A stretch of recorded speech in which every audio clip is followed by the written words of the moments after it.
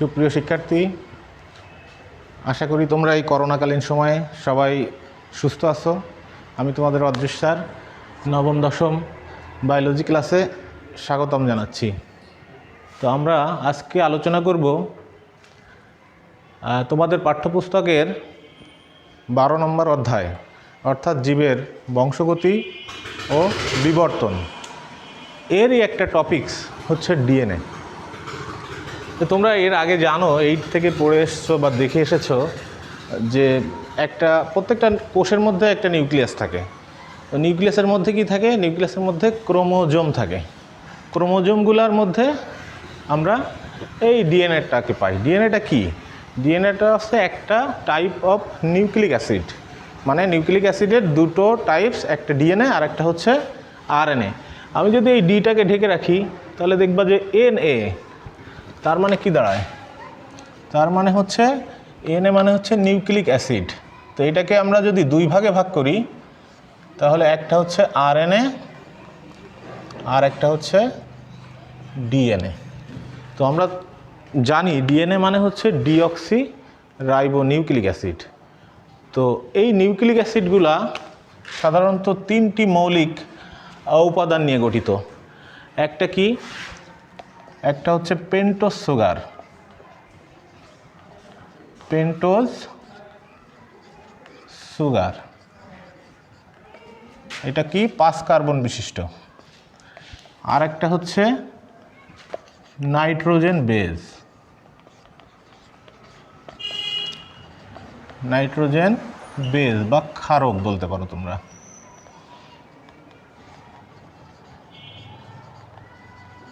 আর একটা কি?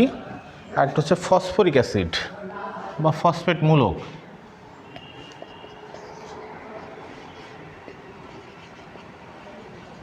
ফসফরিক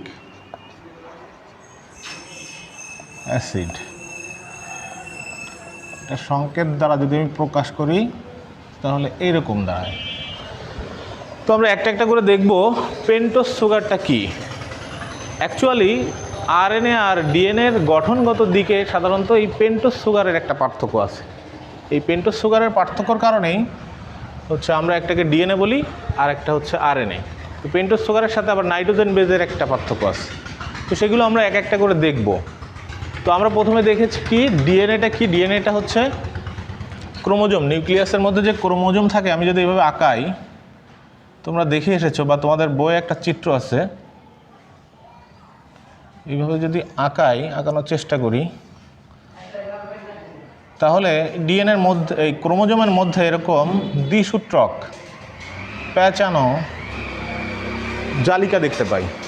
এই দ্বিসূত্রক বা দ্বিতন্ত্রী প্যাঁচানো জালিকাটাই হচ্ছে ডিএনএ। তো ডিএনএর গাঠনিক দিকটা যদি আমরা এখন একটু বিশ্লেষণ করতে যাই তো আমরা কি পেলাম? পেন্টোজ সুগার, 5 কার্বন বিশিষ্ট শর্করা, এইটা নিয়ে আমরা একটু প্রথমে কথা বলবো।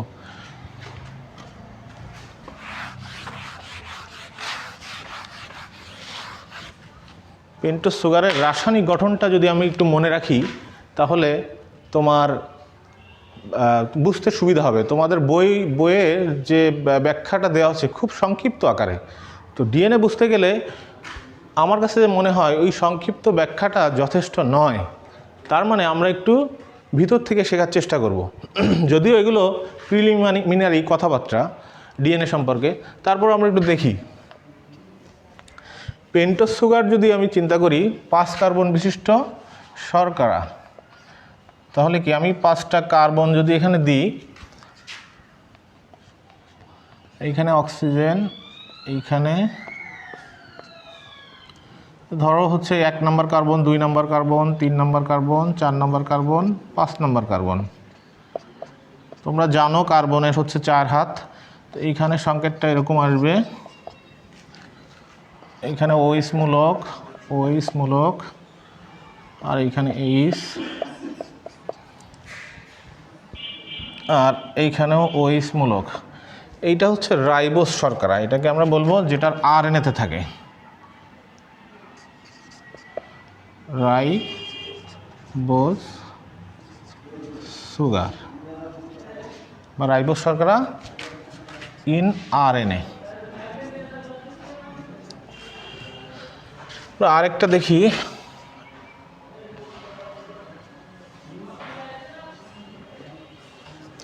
1 2 3 4 5, এখানেও দেখা যায়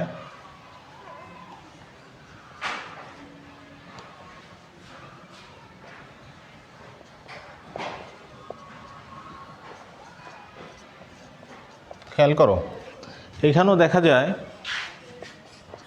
তোমার এক পাশে এইচ হাইড্রোজেন আর এক পাশে হচ্ছে ওইস মূলক।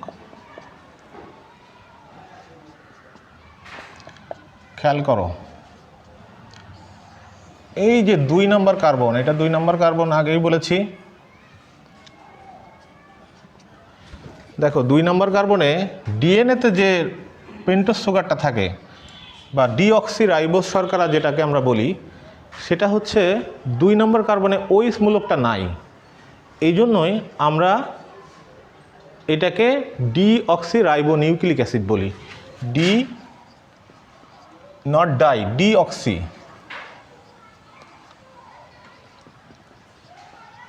Ribo nucleic acid.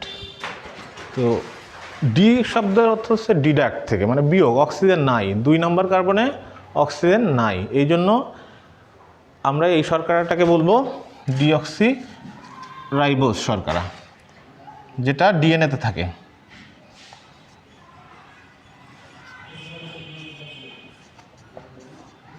Ribose sugar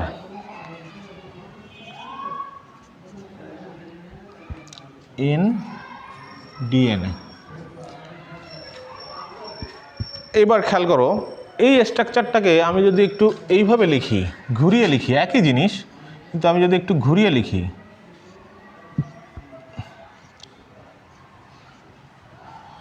দেখো লেখা যায় না, 1 2 3 4, এই যে 5 নম্বর কার্বন, এখানে 5টা কার্বন আছে, আমি জাস্ট একটু ঘুরিয়ে লিখলাম, বন্ডিং আকারে লিখলাম। সেক্ষেত্রে কি হবে, এইখানে ঠিক সেম আগের মতোই, এর 2টা হাত, এর 2টা হাত, মানে কার্বনের 4টা হাত। তার মানে হচ্ছে এখানে অক্সিজেনের 2টা হাত ঠিক আছে, কার্বন 1 2 3 4 ঠিক আছে। আমরা এর একটা সাইডে এইচ মূলক আর একটা সাইডে ওইচ মূলক হবে। 2 নম্বর কার্বনে দেখো একটা সাইডে এইচ মূলক আর একটা সাইডেও এইচ মূলক, এইচ হাইড্রোজেন যুক্ত হবে। আর 1 নম্বর কার্বনে তোমার হচ্ছে একটা সাইডে এইচ আর একটা সাইডে ওইচ, এইভাবে লেখা যায় না। তো এইটাকে যদি আমি আরেকটু শর্ট ভার্সনে লিখি, আমাদের বই যেমন দেওয়া আছে বই আকারে, কার্বনগুলোকে আমি চিহ্নিত উল্লেখ যদি না করি, সেক্ষেত্রে এটা 1 নম্বর কার্বন, এটা 2 নম্বর কার্বন, এটা 3 নম্বর কার্বন, এটা 4 নম্বর কার্বন, এইটা হলো 5 নম্বর কার্বন। লেখা যায় কিনা, তোমার স্ট্রাকচার, ডিএনএর স্ট্রাকচার বুঝতে গেলে এটা বোঝা খুবই জরুরি। এই রাসায়নিক সংকেতগুলো যদি তুমি ঠিকমতো না বোঝো, তাহলে তুমি এই স্ট্রাকচারটা বুঝবা না। এটা কিন্তু আমি পেন্টোজ সুগার, একটা সুগার আঁকলাম, তাই তো? তাহলে এখন আমার মনে হয় তোমাদের পেন্টোজ সুগারের যে স্ট্রাকচার, সেটা বুঝতে আমার মনে হয় প্রবলেম হবে না। তো আমি আরেকবার একটু রিপিট করি, এই অক্সিজেন দেখো, পেন্টোজ সুগার যেটা আরএনএতে থাকে সেটাতে 2 নম্বর কার্বনে ওইচ মূলকটা থাকে, কিন্তু ডিএনএতে যেটা থাকে সেটাতে তোমার এইচ মূলক থাকে, বা এইচ হাইড্রোজেনটা শুধু যুক্ত হয়, ও অক্সিজেনটা থাকে না, যার কারণে আমরা ডিঅক্সি রাইবোজ শর্করা বলি। ঠিক আছে, এখন এর স্ট্রাকচারটা হচ্ছে এই। এখন আসি আমরা 2 নম্বর উপাদান নিয়ে। সেটা কি ছিল? 2 নম্বর উপাদানটা ছিল হচ্ছে নাইট্রোজেন বেজ বা নাইট্রোজেন ক্ষারক, তাই তো? 2 নম্বরটা ছিল কি? নাইট্রোজেন বেজ বা ক্ষারক। এটা আবার কি? এটা দেখা যায় এটা হচ্ছে 5টা জিনিস নিয়ে গঠিত। একটা হচ্ছে অ্যাডিনিন, যেটাকে আমরা এ দ্বারা প্রকাশ করি, গুয়ানিন, যেটাকে আমরা জি দ্বারা প্রকাশ করি, সাইটোসিন যেটাকে আমরা সি দ্বারা প্রকাশ করি, থায়ামিন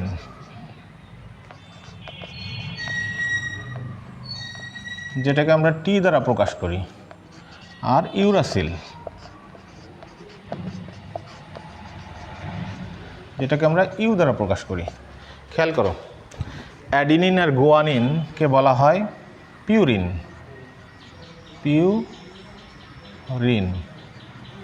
আর এই তিনটাকে বলা হয় পাইরিমিডিন,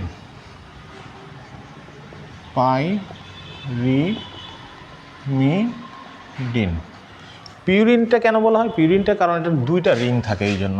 এর যদি আমরা স্ট্রাকচারটা দেখি, এরকম বেঞ্জিনের মতো দুইটা রিং থাকে, যে কারণে এটাকে আমরা পিউরিন বলি। আর পাইরিমিডিনে একটা রিং থাকে, যে কারণে এটাকে আমরা পাইরিমিডিন বলি। এটা একটু খেয়াল করবা, এই সংকেতগুলো একটু খেয়াল রাখতে হবে। আর এখন আমি বলবো এর আকারগুলো কেমন হয়, এর আকারটা কেমন হয়। পিউরিন পাইরিমিডিনটা আমরা বুঝলাম, এখন আকারগুলো একটু মনে রাখলে তোমাদের এই স্ট্রাকচারটা বুঝতে সুবিধা হবে। অ্যাডিনিন, অ্যাডিনিন সাধারণত এরকম দেখতে হয়, গুয়ানিন সাধারণত এরকম দেখতে হয়, সাইটোসিন সাধারণত এরকম দেখতে হয়, থায়ামিন সাধারণত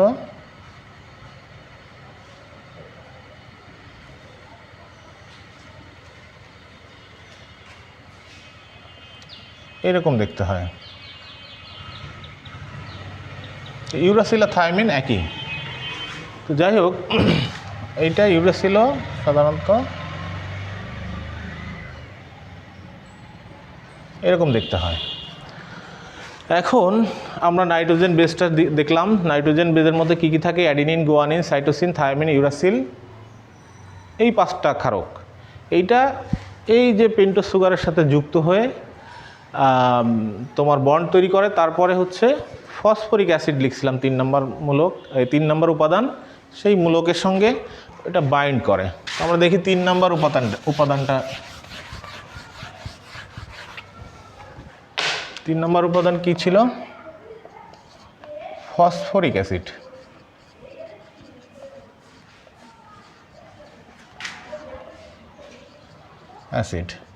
সংকেতটা হচ্ছে, তোমরা ফসফেট মূলক পড়েছো 8-এ মনে হয়, তাহলে এটা সংকেত যদি আমি এইভাবে লিখি, OH OH OH, তাহলে আমরা এটাকে এইভাবেও লিখতে পারি আয়ন আকারে।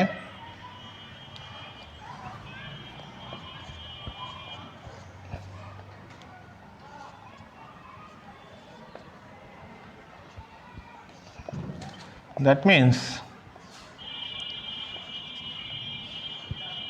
এই যে, তো এইটা হচ্ছে ফসফেট মূলক। তাহলে আমরা 3টা জিনিস শিখলাম। একটা হচ্ছে পেন্টোজ সুগার, দ্বিতীয়টা হচ্ছে নাইট্রোজেন বেস, তৃতীয়টা হচ্ছে ফসফরিক অ্যাসিড। তো এই 3টার সমন্বয়ে আমরা স্ট্রাকচারটা আঁকা চেষ্টা করব। খেয়াল করবে, ডিএনএর স্ট্রাকচারটা আমরা এই 3টার সমন্বয়ে আঁকার চেষ্টা করব। আমরা কি প্রথমে শুরু করেছিলাম পেন্টোজ সুগার, কীরকম স্ট্রাকচার দেখেছিলাম?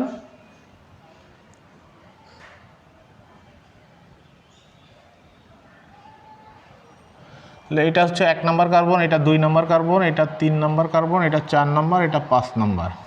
খেয়াল রাখবে।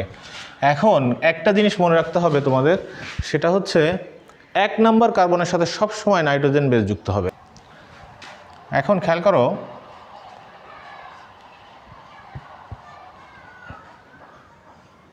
তোমাদের একটা জিনিস মাথায় রাখতে হবে, 1 নম্বর কার্বন এটা, 2 নম্বর কার্বন এটা, 3 নম্বর কার্বন এটা, 4 নম্বর কার্বন এটা, আর 5 নম্বর কার্বন এটা।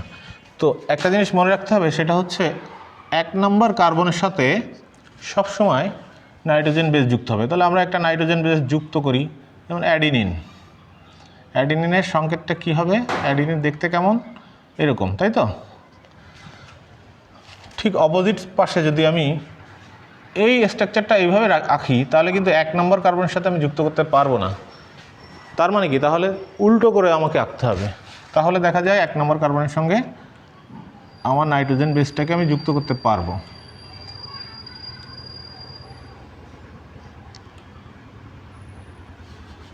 একটু বড় করে আঁকি।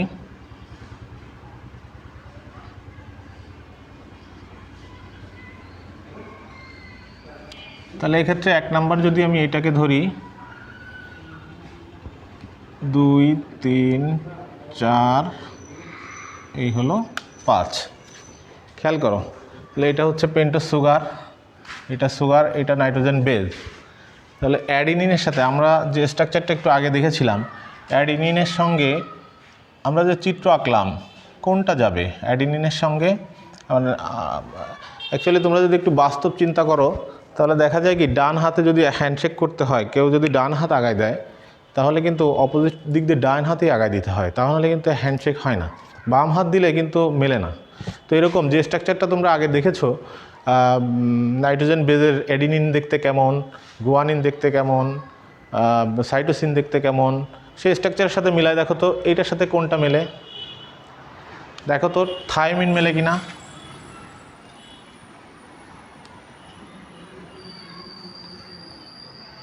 থাইমিন এরকম আছে না?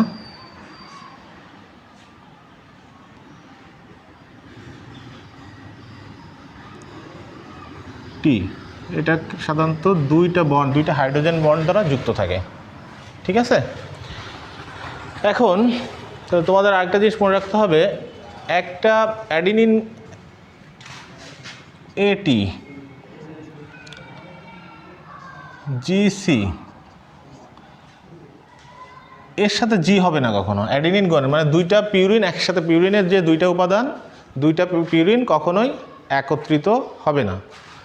তার মানে আমাকে এখানে দিতে হবে এর সাথে টি, ম্যাচিংয়ের কারণে বা আকারগত কারণে এই বেস দুটা মিলে গেছে।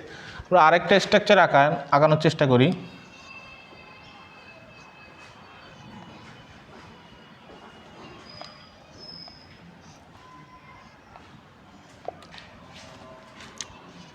একই রকমভাবে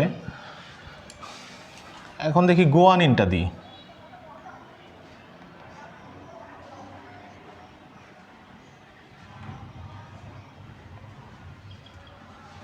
গুয়ানিনের সাথে আবার 3টা হাইড্রোজেন বন্ড আকারে যুক্ত থাকে। সেক্ষেত্রে আমরা এই সাইডের স্ট্রাকচারটা একটু দেখি।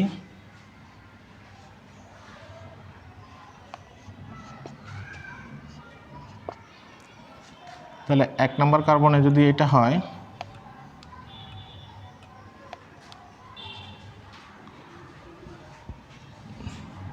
তাহলে দেখো সাইটোসিনের সঙ্গে মিলে, তোমার আগের যে চিত্রটা এঁকেছিলাম সেটার সাথে দেখো গুয়ানিন সাইটোসিনের সাথে মিলে।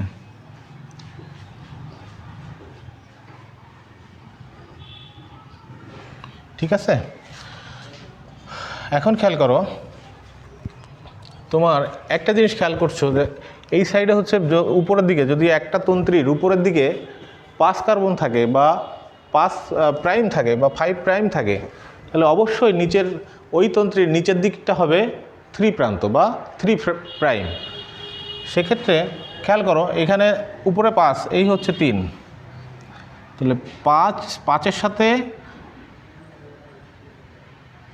3 কার্বনের ফসফেট মূলক বা ফসফেট দ্বারা যুক্ত হয়ে বন্ডিংটা তৈরি করবে। ঠিক এক্ষেত্রেও তাই, এই সাইডেও তাই, এখানে 1 2 3 ফসফেট মূলক দ্বারা যুক্ত হয়ে বন্ডিং। এইভাবে তুমি যত খুশি তত ডিএনএ স্ট্রাকচারটা তৈরি করতে পারো। মূল বিষয়টা হচ্ছে আমরা একটা পেন্টোজ সুগার, একটা নাইট্রোজেন বেস আর ফসফেট দ্বারা বন্ডিং তৈরি করলাম। এখন এইখানে আরেকটু বিষয় আছে, এই যে একটা পেন্টোজ সুগার আর একটা নাইট্রোজেন বেস যখন মিলিত হবে বন্ডিং তৈরি করবে, তখন আমরা তাকে বলবো নিউক্লিওসাইড। এটাকে কি বলবো? নিউক্লিওসাইড।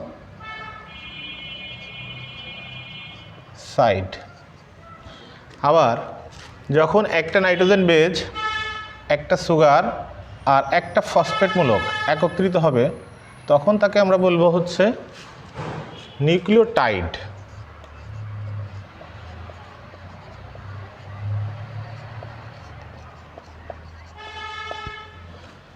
তো এখন এক একটা চেইনে তোমার দেখো এক জোড়া নিউক্লিওটাইড আছে, মানে এই তিনটা মিলে যদি একটা নিউক্লিওটাইড হয় তাহলে একটা এই সাইডে একটা, এই সাইডে একটা, এই সাইডে আরেকটা আছে, তাহলে এক জোড়া নিউক্লিওটাইড আছে। এখন এই যে এক জোড়া এক একটা চেইন থেকে যদি টোটালি 10টা হয়, মানে এই একটা দুইটা এরকম যদি চেইন করতে থাকি তাহলে 10টা মিলে একটা পূর্ণচক্র সম্পন্ন হয়। তো এই পূর্ণচক্রটা আমরা যদি এইভাবে একটু আঁকি,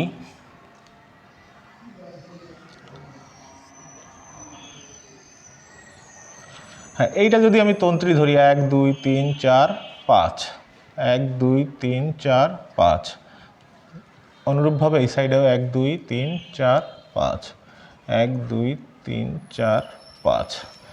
এইখানে যদি অ্যাডিনিন দাও তুমি, এখানে দিবা হচ্ছে থায়ামিন, এইখানে যদি সাইটোসিন, এইখানে যদি গুয়ানিন দাও তাহলে এইখানে দিবা তুমি হচ্ছে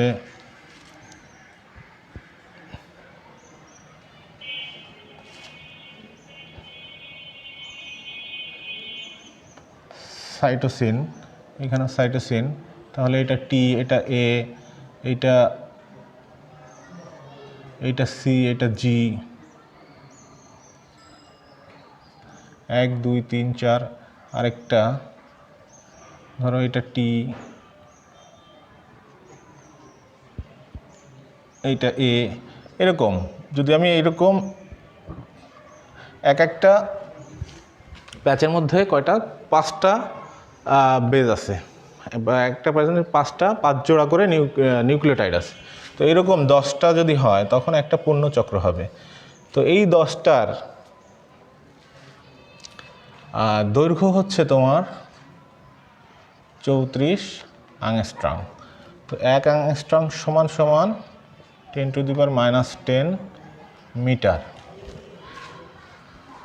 তাহলে এই এক জোড়া নিউক্লিওটাইড থেকে আরেকটা, মানে এই একটা নিউক্লিওটাইড আর এই একটা নিউক্লিওটাইড, এই দুটার মধ্যে দূরত্ব কত হবে? 3.4 অ্যাংস্ট্রম। আর এই ডিএনএটার ব্যাস হবে, এখান থেকে যদি এটা ধরি 20 অ্যাংস্ট্রম। তো আশা করি তোমরা ডিএনএর গঠনটা মনোযোগ সহকারে এই ভিডিওটা দেখলে বুঝতে পারবা। এরপরেও তোমাদের যদি কোনো সমস্যা থেকে থাকে আমাকে কোশ্চেন করলে আমি সলিউশন দেওয়ার চেষ্টা করব। ধন্যবাদ সবাইকে।